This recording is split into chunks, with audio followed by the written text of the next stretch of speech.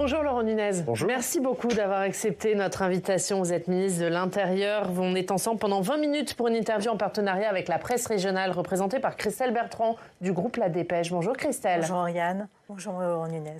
On est à 5 semaines des municipales et on va largement revenir sur ce sujet et à commencer par le texte qui sera donc soumis au vote du Sénat cet après-midi. Texte qui renforce les pouvoirs des polices municipales. Texte que les sénateurs ont modifié sur plusieurs points et parfois contre l'avis du gouvernement. Est-ce que la copie du Sénat vous convient ? Oui, la copie du Sénat. D'abord, cette copie, c'était quoi ? C'était un projet de loi qui avait été préparé par François-Noël Buffet et sous l'autorité de Bruno Retailleau et qui visait à renforcer, à conforter les polices municipales. Ça, c'est important de le dire. Et leur permettre de constater un certain nombre de délits, et y compris en ayant recours à l'amende forfaitaire délictuelle. Et surtout en ayant recours à l'amende forfaitaire délictuelle. Et donc ces délits qui ensuite pourront être constatés par des policiers municipaux. Ce sont des délits qui sont assez simples à constater, mais surtout qui sont ceux qui embêtent le plus la vie de nos concitoyens. L'occupation de halls d'immeubles, la vente sauvette, la consommation de stupéfiants. Et donc c'est vraiment un texte extrêmement important, qui a d'autres dispositions sur lesquelles évidemment on reviendra, comme l'utilisation des drones à titre expérimental. Et le Sénat a élargi la liste des délits qui pourraient être constatés par les policiers municipaux. Le gouvernement ne s'y est pas opposé en séance publique, donc il y a un certain nombre d'ajouts qui ont été apportés en commission des lois, pendant l'examen en commission des lois. Et cette liste nous convient, puisqu'on n'a pas amendé pour supprimer un certain nombre de délits. On a simplement attiré l'attention sur le fait que pour certains de ces délits, il faut être extrêmement prudent, parce que pour pouvoir constater verbaliser au moyen de l'amende forfaitaire délictuelle, il faut, pour ces délits-là, qu'il n'y ait pas eu récidive. Donc il faut le vérifier, ce qui suppose l'accès pour les policiers municipaux à un certain nombre d'informations auprès des policiers nationaux ou des gendarmes. Donc voilà, il y a quelques calages techniques à mettre en place et sur lesquels, évidemment, on va travailler, notamment dans le cadre de la navette. Mais sur le principe de l'extension des délits, il n'y a pas d'opposition du gouvernement. Il y a d'autres mesures, après, qui ont été introduites, comme la possibilité pour les policiers municipaux de procéder à des contrôles d'identité. On ne parle plus de relevé d'identité. Le relevé d'identité, c'est je vérifie l'identité d'une personne que je veux verbaliser pour être certain que c'est la bonne personne et qu'en cas de contestation, elle ne pourra pas contester. Le contrôle d'identité, c'est autre chose, en tout lieu et à tout moment. Donc, c'est un amendement contre lequel le gouvernement s'est érigé, parce que c'est une disposition qui a été votée qui permet aux policiers municipaux de contrôler, dès lors qu'il y a une suspicion de commission d'un délit qui a été ou qui va être commis, de contrôler l'identité d'un certain nombre de personnes. Il faut faire attention, il faut vérifier que cette disposition est bien constitutionnelle. Tout ne reste pas dans ce texte lors de la navette. C'est une disposition, la disposition dont je viens de parler n'est pas constitutionnelle pour vous. Il y a les policiers et les gendarmes uniquement qui, à l'heure actuelle, peuvent la mettre en œuvre. Mais vous m'enlevez les mots de la bouche. Le sujet sur ce texte, il faut faire attention que ce qui a été ajouté est bien constitutionnel. Je rappelle qu'il y a eu des précédents, il y a eu des décisions du Conseil constitutionnel qui ont retoqué des textes concernant les polices municipales, donc il faut faire attention. Ce serait dommage d'avoir une censure sur ce texte parce qu'on a rajouté un certain nombre de dispositions. Voilà. Mais globalement, évidemment, les débats se sont très bien passés, ça a été très constructif, dans un esprit consensuel, et la plupart des ajouts n'ont pas soulevé de difficultés. Vous avez entendu les débats, les critiques aussi qu'il y a eu sur ce texte. Est-ce qu'avec ce texte, l'État n'est-il pas en train de se décharger sur les maires en matière de sécurité ? Non, il y a eu, pendant les débats, pendant l'examen, et à la fois en commission des lois et dans l'hémicycle au Sénat, il y a eu effectivement un débat qui a porté sur deux sujets. Le premier, c'est effectivement celui que vous dites, c'est-à-dire est-ce que l'État ne se charge pas sur les polices municipales ? La réponse est non évidemment, parce que ce qu'on va demander, ce qu'on demande aux polices municipales, c'est l'exercice des compétences du maire en matière de tranquillité, de salubrité publique, de gestion du bon ordre, des troubles sur l'espace public. La gestion aussi, tout simplement, des événements municipaux, les foires et marchés. Donc les polices municipales jouent un rôle majeur. Et quand les maires ne s'y engagent pas, c'est la police nationale ou la gendarmerie nationale qui prend le relais. Et donc le fait que les maires exercent leurs compétences pleinement, c'est évidemment, c'est pas l'État qui se décharge sur les polices municipales, c'est les polices municipales qui jouent pleinement leur rôle, et ce qui permet à l'État de jouer le sien, c'est-à-dire lutter contre la délinquance, interpeller des délinquants, lutter contre les trafics. Voilà, donc il y a une fois. La deuxième critique qu'il y a eu, ça a été de dire, mais avec l'extension des compétences judiciaires, parce que c'est ça dont il s'agit, on va permettre aux communes, pour celles qui le choisissent, on respecte la libre administration des collectivités locales, de constater des délits, donc compétences nouvelles. Certaines vont s'en emparer, d'autres non. Évidemment, ce qui s'est invité dans le débat, c'était la thématique, il y aura une sécurité à 2 vitesses en fonction de la commune dans laquelle vous habitez. Mais là-dessus, donc sur le premier point, on dit non, l'État ne se décharge pas sur les collectivités locales. Sur ce point-là, on dit mais c'est déjà le cas. Dans le déploiement des polices municipales, force est de constater qu'il y a une certaine inégalité dans l'intensité. D'abord, quand elles existent, même si elles existent de plus en plus, mais quand elles existent, souvent, les maires les déploient de manière différente sur l'ensemble du territoire. C'est de la défenseur des droits qui craint une inégalité territoriale accrue, non seulement parce que les maires pourront faire des choix différents, mais aussi parce que les finances des mairies sont différentes. Est-ce qu'il ne risque pas d'y avoir des communes surdotées en police municipale, encore plus qu'aujourd'hui, et d'autres sous-dotées, là où parfois la délinquance est la plus importante? Mais c'est déjà le cas. C'est déjà le cas. Est-ce que ça ne risque pas d'accroître ce phénomène? Quand vous prenez les polices municipales de la petite couronne parisienne, que je connais bien, ou les polices municipales du sud de la France, que je connais bien également, vous voyez bien que l'équipement de ces polices, les compétences qu'elles prennent en compte, la coopération avec les services de police nationale, quand on est en zone police nationale, est beaucoup plus dense qu'elle ne peut l'être ailleurs. Voilà, c'est déjà le cas, c'est déjà comme ça, c'est un choix politique des maires, dans le cadre de la libre administration des collectivités locales. Et évidemment, la sécurité devient une priorité, c'est déjà une priorité, on le voit dans les sondages qui sont publiés ces temps-ci à l'approche des élections municipales. On voit bien que la sécurité est une priorité et chacun, évidemment, prend ses responsabilités. Mais juste une parenthèse là-dessus, est-ce que c'est un échec pour vous que la sécurité reste la préoccupation numéro 1, l'inquiétude numéro 1? Est-ce que ça veut dire que l'État n'a pas fait son travail pour que les Français... Non, c'est pas un échec, parce qu'il y a toujours cette... Non, c'est pas un échec. Vous avez au sein de la société française actuellement une montée, c'est indiscutable, de la violence, notamment des violences gratuites. Pas tant la violence acquisitive, les vols, violences et autres, mais la violence gratuite, beaucoup liée aux violences sexuelles et aux violences intrafamiliales, évidemment. Mais voilà, on a une montée en puissance de la violence. C'est pas parce qu'il y a des délinquants que c'est un échec de l'État. Nous, on est là pour les prévenir, évidemment, la délinquance en amont, mais surtout interpeller les délinquants. Non, par contre, oui, l'objectif, c'est de faire baisser la délinquance. Ça reste un objectif majeur. Alors, vous le disiez, les policiers municipaux vont avoir de nouvelles possibilités. Est-ce qu'il est prévu dans la loi qu'ils soient formés pour ces nouvelles fonctions et par qui et financés par qui? Oui, alors c'est le dispositif classique des collectivités, du droit des collectivités locales qui s'applique. C'est-à-dire, d'abord, effectivement, le projet de loi revoit les formations, donc les catégories de formation, avec la formation initiale, la formation en cours de carrière et puis la formation spécialisée, qui s'appelle dans le texte formation d'intégration, formation de professionnalisation. Enfin voilà, vous verrez tout ça, mais il y a ces trois moments, l'intégration, la professionnalisation et puis la spécialisation pour une sorte de formation continue, formation spécialisée pour certains, usage des armes, les sinos, les chiens sinos et autres. Donc il y a une rationalisation de la formation, puis elle sera mise en œuvre par le CNFPT, ses antennes, ses délégations, comme c'est le cas actuellement, avec le financement habituel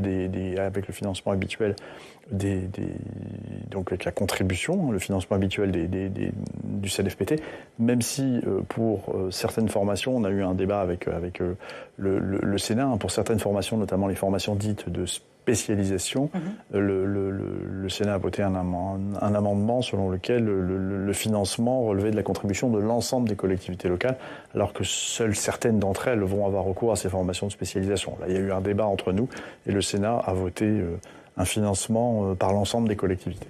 Alors la défenseur des droits, toujours elle, craint que ça altère le lien entre la police municipale et les citoyens. Police municipale qui était plutôt chargée de faire de la prévention jusqu'à présent, de créer des liens avec les citoyens. Le fait qu'elle puisse verbaliser, comme le dit la loi, est-ce que ça risque pas en effet de créer des tensions? Est-ce qu'on n'est pas en train de changer le rôle de la police municipale, passant de la prévention à la répression? Non, parce que la police municipale, c'est pas tout à fait exact de dire que c'est une police de prévention, c'est pas que de la prévention. C'est vrai que c'est une police de proximité, elle est au plus proche de nos concitoyens. C'était sa vocation d'origine. Elle discute évidemment avec nos concitoyens, elle prend du renseignement aussi, qu'elle d'ailleurs souvent, et même tout le temps, fait basculer sur la police nationale. Ouais. Elle va au contact des gens, et des commerçants, elle est présente, elle est connue de nos concitoyens dans les communes. Pour autant, ça n'empêche pas de verbaliser quand il y a des infractions. Et vous avez ceux-là même qui parlent avec les policiers municipaux, qui échangent avec eux, attendent d'eux aussi qu'ils puissent verbaliser quand il y a des infractions manifestes, comme des occupations de hall d'immeuble, de la consommation de stupéfiants sur l'espace public, quand il y a des personnes qui réalisent des tags. Voilà, non, ça ne va pas du tout détériorer le lien entre la police municipale et la population d'une commune. Ce lien, il tient moins dans la capacité à verbaliser ou dans les verbalisations effectives que dans la présence et la relation. C'est ça qui est important. Est-ce que ça risque pas de changer la relation? C'est bien non, ça. Non, je ne pense pas. Franchement, je ne pense pas. Voilà, je ne pense pas. On va parler du narcotrafic. On est à 5 semaines des municipales, Laurent Nunez. Est-ce que vous avez des remontées d'ingérence de narcotrafiquants dans les élections? Non, pas pour l'instant, mais il y a une crainte. Il y a une crainte réelle. Quand on voit l'emprise du narcotrafic sur certains territoires, les pressions qui sont faites sur certains commerçants, parfois même des extorsions pures et simples, du racket, donc où on essaie de monnayer une protection des commerces contre rémunération. Oui, on peut s'inquiéter effectivement, et donc on a. Mais pour le moment, vous êtes au stade de l'inquiétude. Il n'y a pas de fait concret. On est au stade de l'inquiétude. Il n'y a pas de fait concret. Après, il y a des événements qui troublent. Regardez la maire d'Échirolles dont le véhicule a été incendié. Il y a un certain nombre de faits qui sont troublants. Il y a plusieurs types d'ingérence. Il y a l'intimidation des élus qui peut avoir lieu, ou des candidats. Et puis vous avez, dans un cas évidemment qu'on va regarder d'encore plus près, la possibilité que sur certaines listes municipales, il y ait des individus qui puissent être impliqués dans les trafics. Mais voilà, on va être extrêmement vigilants. Moi, j'ai réuni tous les préfets, comme le ministre de l'Intérieur le fait tous les mois. Et j'ai évidemment attiré leur attention sur ces situations, au même titre d'ailleurs que la présence de personnes relevant de l'islamisme politique sur un certain nombre de listes. Voilà, on va être extrêmement vigilants sur ces deux thématiques, que je ne lis pas forcément, mais on va être extrêmement vigilants sur ces deux thématiques. Est-ce qu'aujourd'hui les élus sont des cibles privilégiées des trafiquants de drogue? Cible privilégiée aujourd'hui, non, ça dépend ce qu'on appelle cible. C'est-à-dire, il y a d'abord, est-ce qu'ils sont menacés par des narcotrafiquants? Ça, on y veille. Il ne faut absolument pas que ça arrive, évidemment. Et puis, ça peut être aussi une cible en tant qu'objectif d'influence, qu'on peut influencer sur un certain nombre de décisions. Les communes gèrent des décisions en matière d'urbanisme, sont compétentes pour implanter des caméras de vidéoprotection. Voilà, on a tout un tas de décisions qui peuvent gêner les trafics et qui peuvent être prises par les élus. Et donc, il faut qu'on soit vigilant à ce que ces narcotrafiquants ne fassent pas pression sur les élus ou les futurs élus pour les décisions qu'ils vont être amenés à prendre et qui pourraient venir perturber le trafic. Et qui vont perturber le trafic. Parce que les élus sont souverains dans leurs décisions. Les élus sont souverains dans leurs décisions, mais ils peuvent être menacés, ils peuvent recevoir des menaces. Et le premier réflexe qu'on va avoir, évidemment, c'est de prendre contact avec eux, c'est de les protéger, c'est d'intervenir. Et il y a tous ces élus qui ne disent rien, finalement, pour avoir le calme sur leur commune. Oui, mais est-ce qu'on peut exercer une vigilance là-dessus? Non, la majorité alerte quand il y a... La majorité alerte. D'abord, les élus sont tous des élus républicains et qui s'opposent, d'une manière générale, tous au narcotrafic. Et ils savent très bien que... Le silence est la pire des choses. Voilà, le silence est la pire des choses. Il faut nous prévenir, nous alerter. Je rappelle que dans le cadre d'une loi de 2024, on a aussi voté un dispositif qui permet pour les candidats aux élections de bénéficier d'une protection. C'est-à-dire qu'ils peuvent, après évaluation du préfet, avoir recours à un prestataire et donc avoir une protection qui ensuite peut rentrer dans les comptes de campagne et bénéficier sous plafond d'un remboursement. Il y a combien de candidats sous protection aujourd'hui? Est-ce qu'on a un chiffre? Là, l'instruction est partie la semaine dernière, on a rappelé les dispositions des textes, et donc les candidats qui se sentent menacés vont s'adresser au préfet. Il y a une évaluation qui est effectuée pour évaluer la réalité de la menace, et puis voilà. Donc je n'ai pas encore cette remontée d'informations, mais je l'aurai assez rapidement. Il y a un candidat sous protection, c'est Amine Kessassi, qui est candidat à Marseille, figure de la lutte contre le narcotrafic, candidat sur la liste du maire sortant, Benoît Payan. Il a été exfiltré lors d'un meeting à Aix-en-Provence en raison de menaces. Il dit soit c'est la République qui gagne, soit ce sera le narcotrafic à travers mon assassinat. Est-ce que la République, elle est en train de perdre ce combat? Non, on ne perdra pas le combat contre le narcotrafic. On va arrêter on ne perdra pas le combat contre le narcotrafic. On gagne des batailles. La guerre n'est pas finie. Mais on ne perdra pas ce combat. Ça fait des années qu'on lutte contre le narcotrafic. Grâce, d'ailleurs, à la proposition de loi qui a été présentée ici au Sénat, on a des armes nouvelles. On en avait beaucoup avant aussi. On en avait beaucoup avant. Je me plais ici au Sénat à le rappeler. On n'a pas commencé à travailler sur le narcotrafic il y a un an et demi. On travaille depuis longtemps et j'en ai été d'ailleurs un acteur principal dans ma carrière administrative. Voilà, on a des outils, on lutte contre le narcotrafic. Excusez-moi, mais Marseille est un bon exemple. Vous dites des outils, beaucoup de choses ont été faites autour de Marseille. Le président de la République a lancé Marseille en grand. Il y a des opérations XXL lancées par votre prédécesseur Gérald Darmanin. Et j'en vois aujourd'hui une entreprise comme Orange obligée de déménager. Ses employés portent des gilets pare-balles. C'est là où on se demande, est-ce qu'on n'est pas en train de perdre la bataille, la guerre contre le narcotrafic? Parce que visiblement, toutes ces initiatives, aussi lourdes soient-elles, ne portent pas... non, parce que vous regardez, évidemment, il s'est passé ce qui s'est passé à Orange. Bon, avec le siège d'Orange qui se situe non loin de la cité Félix-Pia où il y a du trafic. Effectivement, il y a une situation qui est très dégradée dans ce secteur. Et il y a des interventions policières régulières. Le préfet des Bouches-du-Rhône... Qui ne change rien. La préfète de police, mais si, vous ne pouvez pas dire que ça ne change rien. Il y a des quartiers qui sont débarrassés des trafiquants, y compris à Marseille. Voilà, c'est pas parce qu'il reste... Effectivement, il reste des points de deal. On n'éradique pas tous les points de deal. Orange a essayé de rester, finalement... Les points de deal, il y en a 2 fois moins qu'avant. Il y en a 2 fois moins qu'il y a 5 ans. Évidemment, il en reste encore la moitié. Mais on va continuer ce travail. Par ailleurs, le trafic se déplace sur l'ubérisation, c'est-à-dire que les consommateurs se font livrer à domicile, donc il y a moins de points de deal installés. Mais donc il y a des résultats en matière de narcotrafic. Si votre question c'est de me demander s'il reste encore du boulot, oui, il reste encore du boulot, ça je vous le confirme. Et on a une palette d'outils à notre disposition qui est quand même assez musclée. Coopération renforcée entre les services, un PNACO, donc le parquet national qui lutte contre la criminalité organisée, qui a été mis en place donc récemment. Vous avez un état-major qui oblige tous les services de renseignement, de police judiciaire à échanger les informations.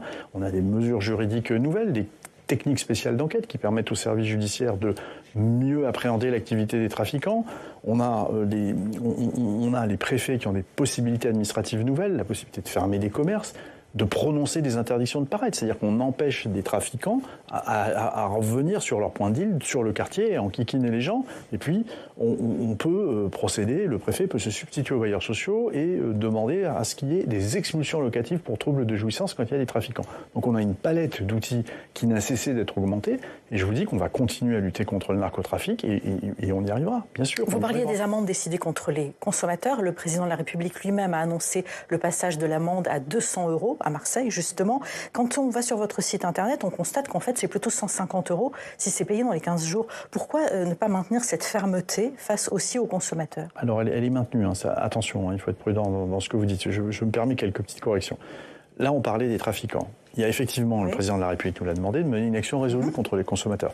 S'il n'y avait pas de consommateurs, il n'y aurait pas de trafic. C'est bon de le rappeler. Vu l'expansion de la cocaïne dans notre pays, on peut penser que la consommation de cocaïne, maintenant, touche toutes les couches sociales. Tout le monde est concerné.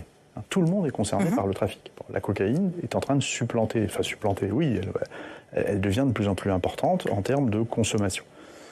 L'idée, évidemment, c'est de frapper aussi les consommateurs. Oui. Et c'est l'amende forfaitaire. Pourquoi ne pas avoir maintenu cette somme de 200 € qui avait été annoncée? Non. Le président a annoncé qu'elle serait portée de 200 à 500 €. Après, comme toutes les amendes forfaitaires, quand vous êtes actuellement en l'état de 200 €, elle est majorée quand vous ne la payez pas, et quand vous la payez immédiatement, c'est 150 €, effectivement. Mais ça, ce sont des modalités classiques de l'amende forfaitaire. En tout cas, on va la porter à 500 € dans le cadre d'un projet de loi que nous sommes en train de préparer, qui s'appellera le projet de loi sur la sécurité du quotidien, qui comprend tout un tas de mesures qui visent à renforcer les sanctions pour les rave-parties, pour les rodéos, dans le cadre des interdictions administratives de stade, pour l'usage de mortiers. Donc on a un texte global qui va renforcer le dispositif de sécurité et les sanctions, qui sera présenté en Conseil des ministres avant les élections municipales, et puis discuté ensuite, évidemment, à l'Assemblée au Sénat. Et c'est dans ce cadre-là qu'on va augmenter l'amende forfaitaire, mais qui va être portée à 500 €. Donc il n'y a pas de maintien du niveau. Un mot, puisque vous êtes également en charge de l'organisation de ces élections municipales. Il y a encore des villes qui sont à la recherche d'assesseurs. Est-ce qu'il y en aura partout? Oui, il y en aura partout. Il y a effectivement des endroits où, vous savez, maintenant, il y aura 3 organisations différentes. C'est 3 à Lyon, 2 à Paris, à Marseille. Oui, voilà, c'est la responsabilité des maires de trouver des assesseurs. Voilà, on n'a pas d'inquiétude à ce stade. Ils ont quelques difficultés. Certains ont quelques difficultés. Voilà, vous garantissez qu'il y aura des assesseurs partout, pas de problème pour l'organisation? Moi, je suis le ministre de l'Intérieur. Voilà, on travaille en lien très étroit avec les élus, avec les maires notamment. Et voilà, donc il y a effectivement un certain nombre de maires qui ont manifesté une inquiétude, mais pour l'instant, ça ne m'est pas remonté comme étant avéré. Est-ce qu'il y aura des communes sans candidat?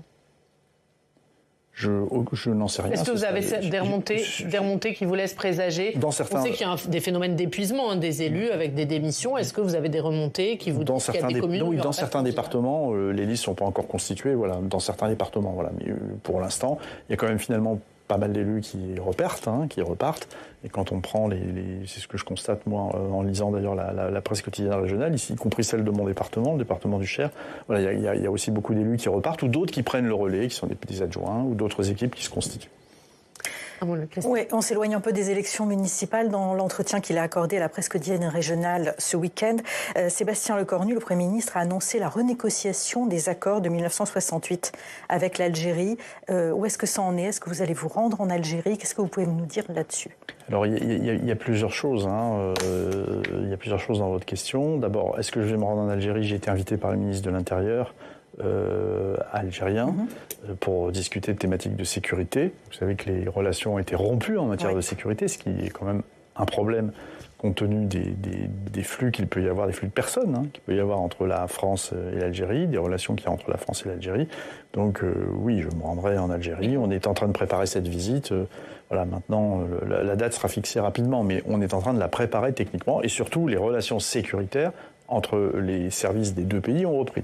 Donc ça, c'est une bonne chose, il faut s'en féliciter.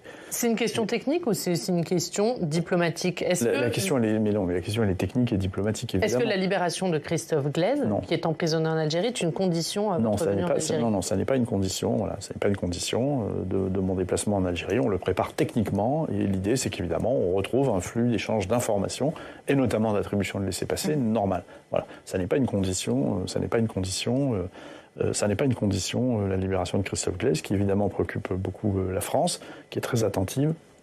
C'est vrai que la famille est aussi en relation, la famille de Christophe Glaise est aussi en relation avec les autorités algériennes.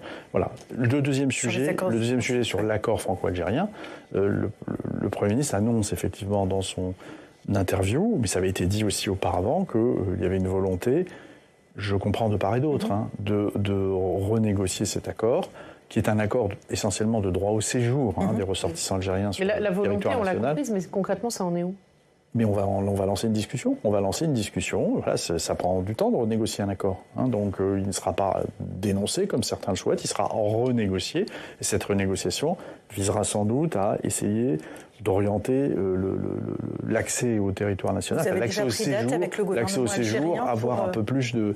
Il n'est pas très simple dans le cadre de l'accord en matière économique, c'est-à-dire les migrations économiques ne sont pas rendues très aisées, alors que les migrations familiales, les séjours familiaux, se font dans des conditions qui sont plus light que pour le droit commun du séjour en France. Donc voilà quelques pistes de réflexion. Vous savez quand est-ce que vous allez commencer les discussions? Ça a déjà été acté là-dessus?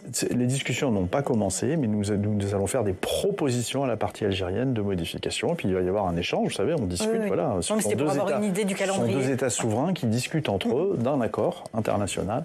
On n'impose pas des choses. On est clairement, je le reprends en plein mot, on n'est pas dans un bras de fer avec l'Algérie. Voilà. Il y aura une négociation, une discussion, on fera des propositions, ils répondront, et c'est comme ça qu'on aboutira. Un dernier mot, Monsieur le Ministre, sur la délinquance des mineurs et la question de l'excuse de minorité. Vous êtes dit personnellement favorable à la revoir. Qu'est-ce qui va se passer, du coup? Est-ce que vous allez lancer quelque chose? Non, mais les choses ne sont pas aussi basiques que ça, aussi simples que ça. Il y a une inquiétude sur la délinquance des mineurs actuellement. Pourquoi? Parce que leur proportion, le pourcentage de mineurs parmi les mis en cause, quelles que soient les catégories des items de la délinquance, il baisse. Bon. Cela étant, ce qu'on constate, c'est qu'il y a une implication des délinquants mineurs dans la délinquance violente qui reste à un assez haut niveau, qu'il s'agisse des homicides, des tentatives d'homicide, des cambriolages aussi, et puis des vols violents. Il y a une personne mise en cause pour vol violent sur 3 est un mineur. Et puis surtout, on constate que par ailleurs, les différends entre mineurs, et c'est la part importante qui représente aussi dans les violences physiques gratuites, les différends entre mineurs se règlent de plus en plus souvent par la violence, et parfois avec l'utilisation, même peut-être trop souvent, d'armes blanches. Mais si vous, personnellement, vous êtes favorable à revoir cette question. Donc j'en viens au fait que... Qu'est-ce qui bloque? Nous, on fait côté des services du ministère de l'Intérieur, on fait le travail. Moi, je ne sais pas ce que c'est que l'excuse de minorité. Quand vous avez un mineur de 16 ans qui en agresse un autre avec un couteau, on intervient, on l'interpelle. Donc c'est la justice qui fait Non, ça. je ne dis pas que c'est la justice. Je dis qu'il faut s'interroger maintenant à tous les niveaux pour avoir enfin un choc d'autorité. C'est les parents qui sont quand même en premier lieu responsables d'avoir un gamin qui, à 13-14 ans, se promène avec un couteau la nuit ou tard le soir. Il y a quand même un problème. Non, il y a aussi une responsabilisation des parents. Il faut réfléchir. Des associations, des collectivités locales aussi, avec la relance de la prévention de la délinquance. Et puis, il y a effectivement la justice. Il faut que les sanctions soient effectives. Est-ce que il faut qu'on durcisse les sanctions? Ça ne relève pas de mes attributions. Moi, je pense qu'à titre personnel, mais je sais très bien que le garde des Sceaux partage aussi cela. Je vous rappelle qu'il avait avancé cette idée qu'il fallait qu'il y ait une sanction, même courte, mais une sanction immédiate quand des mineurs étaient impliqués, dans des centres spécialisés, que la sanction soit le plus courte possible, certes. Mais voilà, il faut qu'on ait une réponse qui soit globale. Moi, comme ministre de l'Intérieur, je ne peux pas être responsable de toute la violence des mineurs. Voilà, c'est un fait de société qui interpelle l'ensemble des acteurs. Et pour ce qui concerne mon portefeuille, les policiers et les gendarmes, on continue à faire le job et évidemment à interpeller et prévenir. Merci, Monsieur le Ministre. Merci beaucoup, Laurent Nunez, d'avoir été notre invité. Christelle, la une de la dépêche, c'est le sondage des municipales à Toulouse et le maire sortant, Jean-Luc Moudenc, au coude à coude avec le candidat de la gauche. Et on va tout de suite parler des municipales. C'est la une de nos régions.